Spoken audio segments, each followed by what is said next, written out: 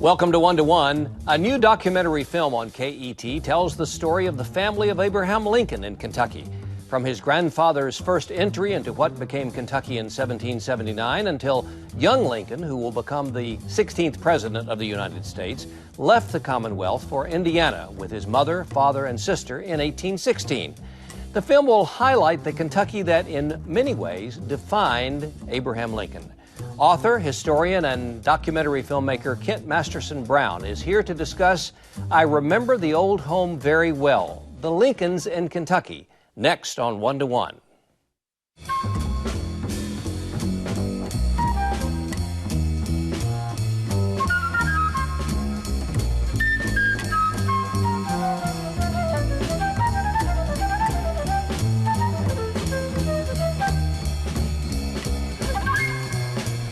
Welcome, Mr. Brown, to the table. My pleasure. Thank you for having me. It's good to have you finally in this venue. You've visited our Kentucky Tonight program Many times. Several times.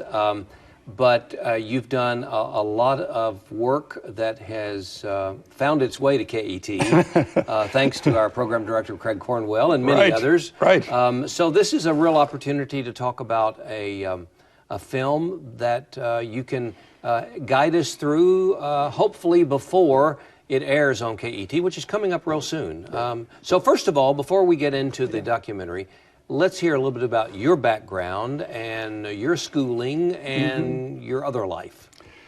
Well, I have practiced law for 42 years now. I graduated from Center College and then Washington and Lee University Law School in Virginia, and came back to Kentucky, Lexington, where I grew up, and I've practiced here ever since. And but one of my great loves in life, of course, has been history.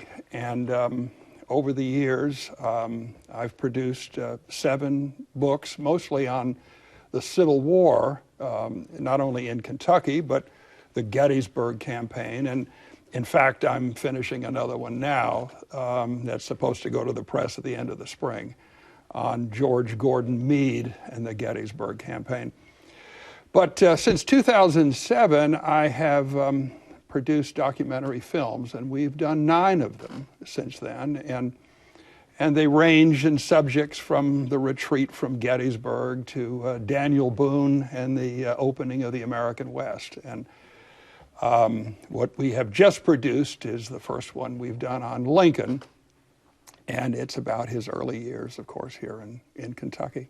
Well, let's talk about the Lincolns in Kentucky, and Sure. and maybe the genesis of the film. Did you find this resource yourself? Did somebody suggest to you? How does one come upon some of the background and these little-known facts I mentioned about the Lincolns in Kentucky? The real genesis for this film, Bill, was back in the 1990s. I was retained by the National Park Service to perform the title exam on the Lincoln boyhood home at Knob Creek, which you'll see a lot of in the film. And the reason they asked me to do this was, at the time, Senator Wendell Ford had a bill pending in the United States Senate to add the Knob Creek Farm to the National Historic Site, birthplace site at Hodgenville. And they wanted to make sure Tom Lincoln actually lived there. Did he own it? What? Tom Lincoln being his father, Abraham's father. Abraham Lincoln's father. And so they told me to take it back to 1816, which is no small task. Mm-hmm. And then also to find from the tax records and other records what you can about the Lincolns. What were they like? Were they like their neighbors? Were their neighbors like them? So I did. I started the title exam. My wife, Genevieve, helped me. She practiced law for 10 years. And we took it back to 1816 and found that Thomas Lincoln never owned the property, but that he was the tenant in possession, which in those days, the tenant paid the taxes on the property he was occupying. And that was because there were just too many absentee landlords in Kentucky. And if you wanted to get taxes, you had to tax the person who's there. So Thomas Lincoln was paying the tax on it as a tenant, but he never owned it. And then I began finding all these things about Thomas Lincoln in the tax records as well as lawsuits. And of course, that became the genesis of this film. When one begins a search like this, Kent, it reminds me of the current PBS program that Henry Louis Gates is the host of on Finding Your Roots. Genealogy has become such an important part of American life, hobbies for some people, serious genealogical excursions for many, many others. But this really, the genesis again was an assignment for you as a lawyer. As a lawyer. Did you have in mind, or did they ask you at that time to be thinking about a documentary film? No, never. I never dreamed. This was in the 90s, long before this ever came to pass. I did think of writing a book about it and gave serious thought to that. As it was, in order to come out with my findings, we produced 3 volumes which were bound for the National Park Service. And I thought, you know, that should be a book.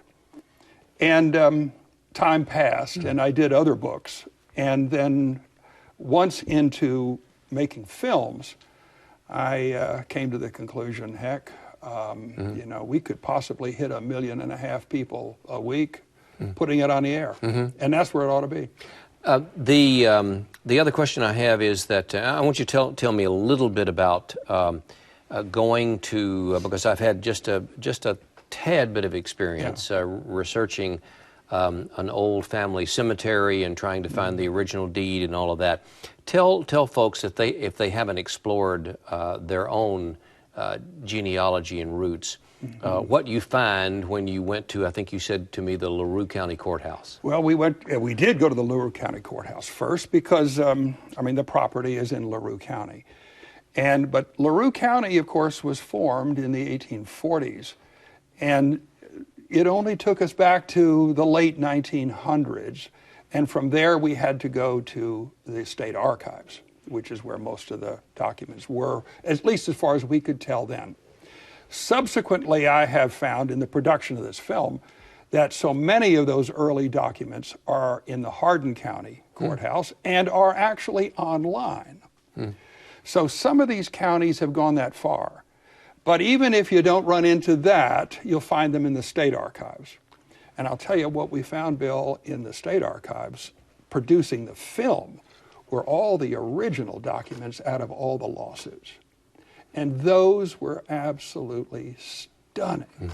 And you'll see them on the screen. That is that's the discovery that gets you excited to come across a document. Now, it was are they the originals? Are they microfilm? Or they? No? These were the originals. Originals. And I'll tell you, one of the things that I found, this is going back just a year ago when we were filming. I came across a survey done for one of the lawsuits. A survey done of all the property owners who were the defendants in this case, one of whom was Thomas Lincoln. And this survey had all of their properties with the Nolin River along the top and Knob Creek on the south, and there was dot number 7, and on the legend it said, farm occupied by Thomas Lincoln. Now, if I had seen that alone, I could have handed that to the National Park Service back in the 90s and said, there you are, he was there. But just finding that, and of course we had cameramen come in and film all these, so you see a lot of them on the screen. But it's just stunning things that we found. Before we leave this thought and take a look at a couple of clips, did the National Park Service, was the evidence that you discovered solidified in a way that Senator Ford's bill and all of that? It passed. Okay. And of course, Knob Creek was added to the National Park as part of the birthplace site. Yes. Well, let's take a look. You can set this up for us. We'll try to get all 3 clips. It's an hour documentary, so these are just short blurbs, and this really sort of establishes Thomas Lincoln as a boy. Before we see the scene, set this up for us as far as Thomas was a small boy at that time. His father's name was?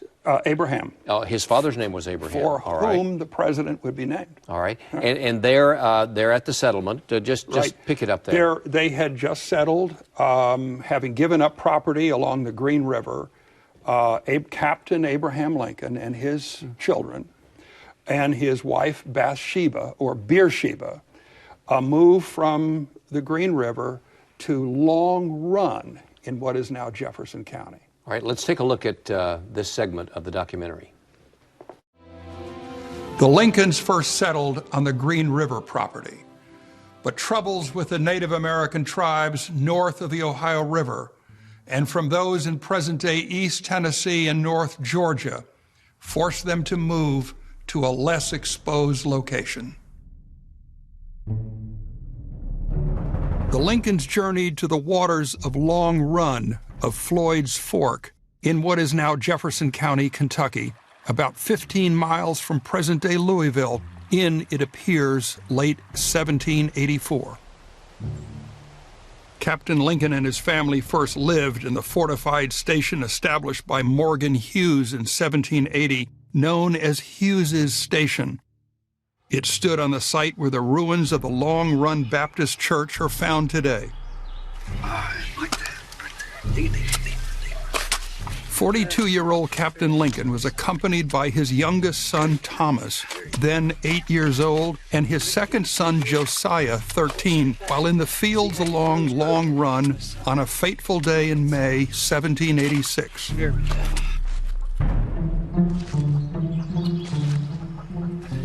Doing good, boys. Doing good.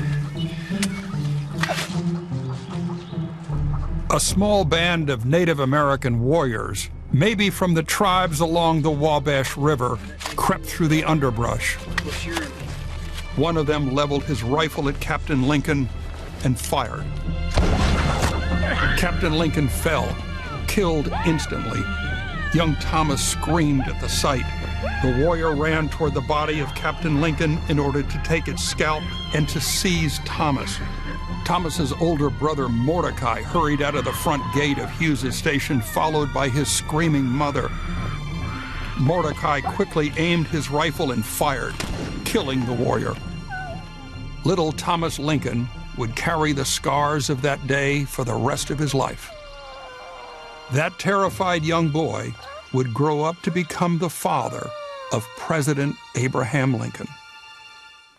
So Thomas, at the very beginning of this documentary, really becomes the protagonist at this point, and sort of the central character. And this horrible incident obviously had a profound effect on his young life and throughout his life. And it's something we never think about when we think about Thomas Lincoln. Poor Thomas Lincoln, over the years, Bill, has been so denigrated. One of my dear friends, a terrific historian at Gettysburg College, wrote a marvelous book recently on the Gettysburg campaign, referred to him in a Wall Street Journal article as a lout. And a lot of this originates with his son, who on the eve of the Republican Convention in 1860 wrote a small 2 sentences about his father in rather disparaging terms. And from that point forward, that's how everyone wants to remember Thomas Lincoln. Yet, this man was raised with this in his background. And the scars of that had to have been deep. I mean, he was there. He watched his father fall at his feet. And I often think of Thomas Lincoln, and his wife, Nancy Hanks, grew up in a household with a young girl who was the only survivor of a massacre that took place down at Crab Orchard. And this is what Kentucky was like in the years after the Revolution. It was a rough existence. Why do you think President Lincoln, and do you think maybe from the time that President Lincoln, although very, very poor, all of his life, but do you think he was in somehow the reflection of his father's tragedy when his father was a small boy, did that have some personality effect on Abraham Lincoln? It could have. It could have. I've often asked audiences about this, you know. I'm sure none of you have issues with your children. Mm-hmm. We all do, and we all have with our parents at one time or another. This one seemed to be rather deep for some reason, and we don't know. People have said, well, Lincoln wanted something better. He clearly did, and he clearly fought hard for it. Yet at the same time, he was very much like his father. He was a storyteller, acted in many ways like his father, was built like his father, and in many ways thought like his father. But there was a spark that sought something else, and maybe that is what separated the two. Do you know of their relationship as President Lincoln, as Abraham Lincoln was growing up with his father? Well, books have been written about it. One of my dearest friends, John Y. Simon, who was a professor at Southern Illinois University, was a great Lincoln scholar, the editor of the Grant Papers. He wrote a whole text on the relationship called A House Divided between Thomas and Abraham. And he was only guessing. He'd say in the text, I'm only guessing. But it appears the boy wanted something that the father knew little about. And there was a struggle. He wanted to go this place, and his father wanted to keep him. And so they grew apart. And happens all the time. Sure. Yeah. The boy wanted something that his father couldn't give him. Couldn't give him. Let's take a look at this. This is a better description of Thomas, of Abraham's father, written by the law partner of Abraham Lincoln, his last law partner. Is that correct? His last law partner. And we'll see that now from the documentary. But what do we know about Thomas Lincoln, possibly shown here in later life? We know he was born along Linville Creek in Rockingham County, Virginia in 1778. Abraham Lincoln wrote of his father once in rather uncomplimentary terms. Thomas Lincoln was a wandering laboring boy who grew up literally without education. He never did more in the way of writing than bunglingly write his own name. Abraham Lincoln. Yet there was much about Thomas Lincoln that foreshadowed the appearance, personality, and character of his famous son. Many years later, Abraham Lincoln's law partner, William H. Herndon, interviewed a number of people, including Lincoln himself, about Thomas Lincoln. Herndon was able to piece together a description of Thomas Lincoln. It is the most complete physical description that we have. Thomas Lincoln stood very erect, always had his face clean-shaved. He was 5'10" or 11 inches in height, with large bones and strong, heavy muscles. Not fat, weighing about 170, 175 pounds, with a medium-high forehead, straight nose, gray or light blue eyes, rather a broad face and black hair, which he wore combed straight down, cut off square at the ends, and not combing his front locks behind his ears. It gave him something of a picturesque appearance.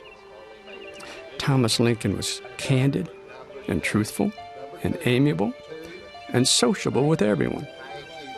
He had a great stock of border anecdotes and professed a marvelous proclivity to entertain by spinning yarns and narrating his youthful experiences. William H. Herndon. So we get a more fully drawn portrait of Thomas from that description, and that is, as you said, the best depiction of Thomas Lincoln that you could find. Right. Herndon, after Abraham Lincoln died, set about a course of going and interviewing people. He did this even while Lincoln was living, too.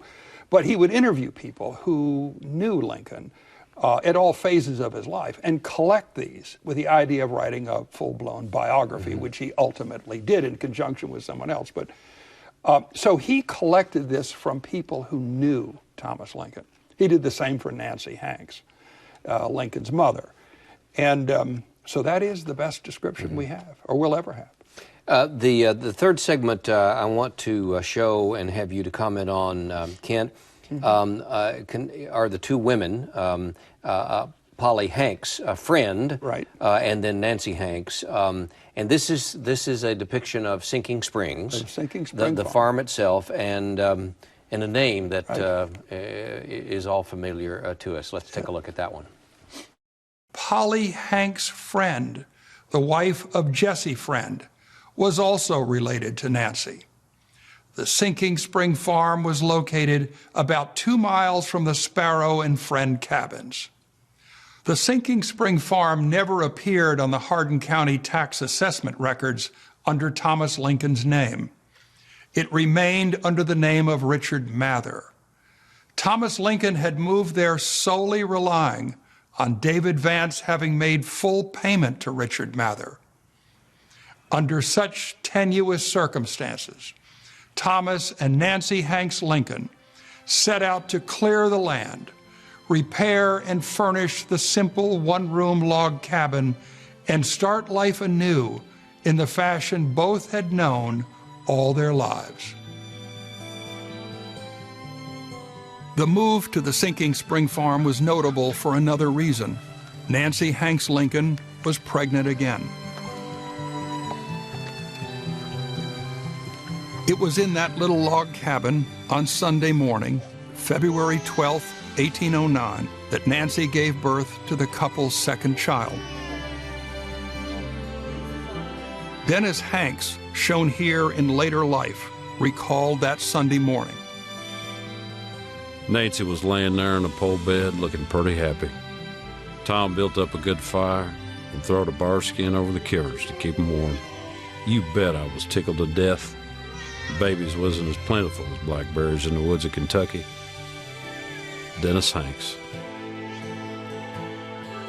Dennis Hanks recalled that he asked Nancy what she was going to name the baby. She proudly responded, according to Hanks, Abraham, after his grandfather, who came to Kentucky with Daniel Boone. Nancy Hanks. That's pretty remarkable.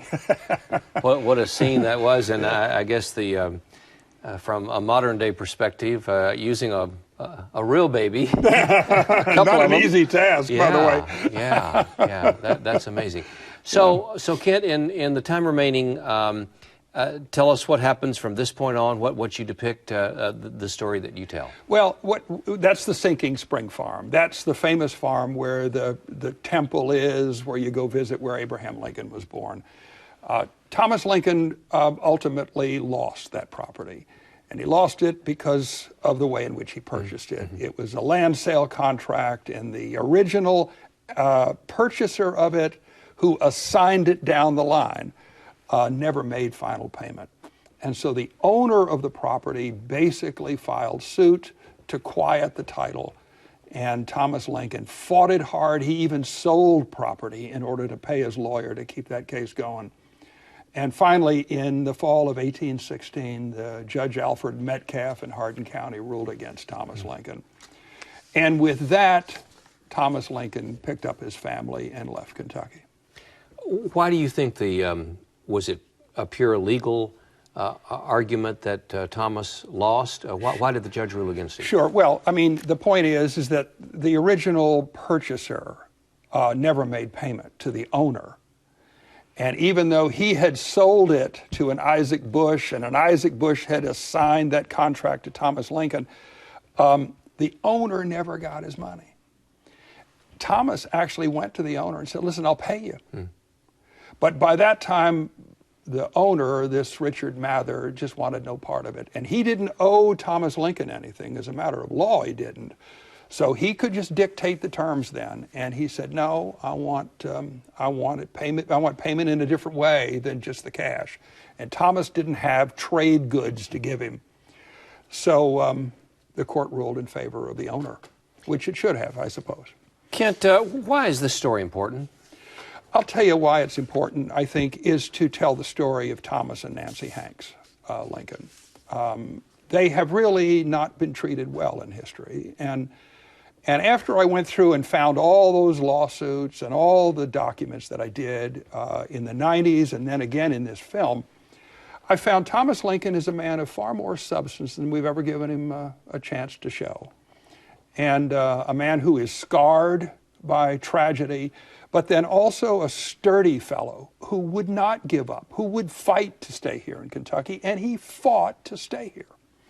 And it's just that he lost. Fate. Fate. What you're saying is that if he had been successful in that lawsuit, if the judge had ruled in his favor, Abraham Lincoln might not have ever left Kentucky. He would have stayed here. He would not have gone to Indiana. Right. That's exactly right. It's exactly right. It was only that lawsuit, the judgment in that, and you see the judgment on the screen, that caused his father to say, we're leaving.